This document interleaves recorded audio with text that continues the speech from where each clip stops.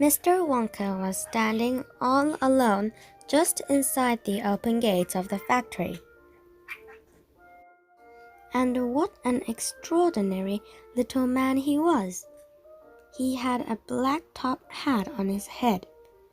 He wore a tail coat made of a beautiful plum-covered velvet. His trousers were bottle green. His gloves were pearly gray. And in one hand he carried a fine gold-topped walking cane. Covering his chin, there was a small, neat-pointed black beard, a goatee, and his eyes were most marvelously bright. They seemed to be sparkling and twinkling at you all the time. The whole face, in fact, was alight with fun and laughter. And oh, how clever he looked! How quick and sharp and full of life! He kept making quick, jerky little movements with his head, cocking it this way and that, and taking everything in with those bright, twinkling eyes. He was like a squirrel in the quickness of his movements, like a quick, clever old squirrel from the park. Suddenly, he did a funny little skipping dance in the snow, and he spread his arms wide, and he smiled at the 5 children who were clustered near the gates, and he called out, "Welcome, my little friends, welcome to the factory." His voice was high and fluty. "Will you come forward at a time, please?" he called out. "And bring your parents, then show me your golden ticket and give me your name. Who's first?" The big fat boy stepped up. "I'm Augustus Gloop," he said. "Augustus!" cried Mr. Wonka, seizing his hand and pumping it up and down with terrific force. "My dear boy, how good to see you! Delighted, charmed, overjoyed to have you with us. And these are your parents? How nice! Come in, come in. That's right. Step through the gates." Mr. Wonka was clearly just as excited as everybody else. "My name," said the next child to go forward, "is Veruca Salt. My dear Veruca, how do you do? What a pleasure this is. You do have an interesting name, don't you? I always thought that a verruca was a sort of wart that you got on the sole of your foot. But I must be wrong, mustn't I? How pretty you look in that lovely mink coat. I'm so glad you could come. Dear me, this is going to be such an exciting day. I do hope you enjoy it. I'm sure you will. I know you will. Your father? How are you, Mr. Salt and Mrs. Salt? Overjoyed to see you. Yes, the ticket is quite in order. Please go in." The next 2 children, Violet Beauregard and Mike TV, came forward to have their tickets examined and then to have their arms practically pumped off their shoulders by the energetic Mr. Wonka. And last of all, a small, nervous voice whispered, "Charlie Bucket." "Charlie!" cried Mr. Wonka. "Well, well, well, so there you are. You're the one who found your ticket only yesterday, aren't you? Yes, yes. I read all about it in this morning's papers. Just in time, my dear boy. I'm so glad, so happy for you. And this, your grandfather? Delighted to meet you, sir. Overjoyed. Untempered. Enchanted. All right. Excellent. Is everybody in now? 5 children? Yes, good.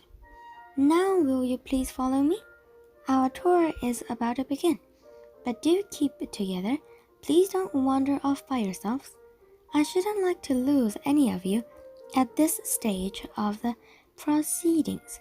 Oh dear me, no." Charlie glanced back over his shoulder and saw the great iron entrance gates slowly closing behind him. The crowds on the outside were still pushing and shouting. Charlie took a last look at them. Then, as the gates closed with a clang, all sight of the outside world disappeared. "Here we are," cried Mr. Wonka, trotting along in front of the group. "Through this big red door, please. That's right. It's nice and warm inside. I have to keep it warm inside the factory because of the climate. They can't stand the cold. They'd perish if they went outdoors in this weather. They'd freeze to death." "But who are these workers?" asked Miss Augustus Gloop. "All in good time, my dear boy," said Mr. Wonka, smiling at Augustus. "Be patient. You shall see everything as we go along. Are all of you inside? Good. Would you mind closing the door? Thank you." Charlie Bucket found himself standing in a long corridor that stretched away in front of him as far as he could see. The corridor was so wide that a car could easily have been driven along it. The walls were pale pink. The lighting was soft and pleasant. "How lovely and warm," whispered Charlie. "I know, and what a marvelous smell," answered Grandpa Joe, taking a long, deep sniff. All the most wonderful smells in the world seemed to be mixed up in the air around them. The smell of roasting coffee and burnt sugar and melting chocolate and mint and violets and crushed hazelnuts and apple blossom and caramel and lemon peel. And far away in the distance, from the heart of the great factory, came a muffled roar of energy as some monstrous gigantic machine was spinning its wheels at breakneck speed. "Now this, my dear children," said Mr. Wonka, raising his voice above the noise. "This is the main corridor. Will you please hang your coats and hats on those pegs over there, and then follow me? That's the way. Good. Everyone ready? Come on then, here we go." He trotted off rapidly down the corridor with the tails of his plum-colored velvet coat flapping behind him, and the visitors all hurried after him. It was quite a large party of people when you came to think of it. There were 9 grown-ups and 5 children, 14 in all. So you can imagine that there was a good deal of pushing and shoving as they hustled and bustled down the passage, trying to keep up with the swift little figure in front of them. "Come on," cried Mr. Wonka. "Get a move on, please. We'll never get around today if you dawdle like this." Soon he turned right off the main corridor into another slightly narrow passage. Then he turned left, then left again, then right, then left, then right, then right, then left. The place was like a gigantic rabbit warren, with passages leading this way and that in every direction. "Don't you let go of my hand, Charlie," whispered Grandpa Joe. "Notice how all these passages are sloping downwards," called out Mr. Wonka. "We are now going underground. All the most important rooms in my factory are deep down below the surface." "Why is that?" somebody asked.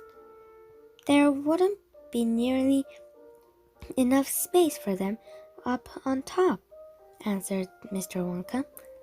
"These rooms we are going to see are enormous. They're larger than football fields. No building in the world would be big enough to house them. But down here, underneath the ground, I've got all the space I want. There's no limit so long as I hollow it out."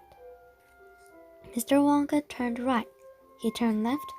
He turned right again. The passages were sloping steeper and steeper downhill now. Then suddenly, Mr. Wonka stopped. In front of him, there was a shiny metal door. The party crowded around. On the door, in large letters, it said, "The Chocolate Room."